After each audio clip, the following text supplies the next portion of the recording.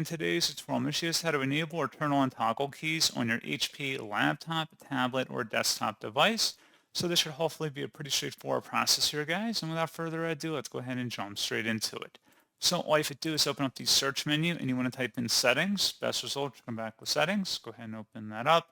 On the left panel, select where it says accessibility. And then on the right side, scroll down underneath interaction and select keyboard. Where it says toggle keys, play a sound when you press caps, num, or scroll lock. Click inside that oval to toggle it to the on position, and that's all you have to do. So pretty straightforward process, guys, and as always, thank you for watching. I do hope that was able to help you out, and I do look forward to catching you all in the next tutorial. Goodbye.